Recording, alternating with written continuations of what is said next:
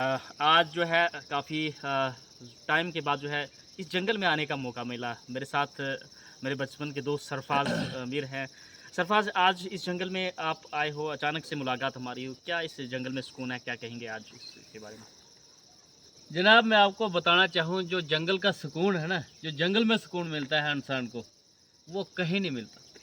और दीनी लिहाज से बताऊँ तो दुनियाई फितनों से आदमी बचता है, कितने गैबतें, झूठ, लोगों के साथ लड़ाई, झगड़े, उस लाइफ से, उस झंझट से आदमी हटकर अगर सोचे तो जंगल की लाइफ जो है वो बहुत मस्त लाइफ है। एक दूसरा मेरा माल है, मैं माल के साथ आया हूँ। इस घास में बैठना, जो हरा भरा घास है, कितनी किस्म की बीमारियाँ जो है इंसान से ख़त्म हो जाती हैं।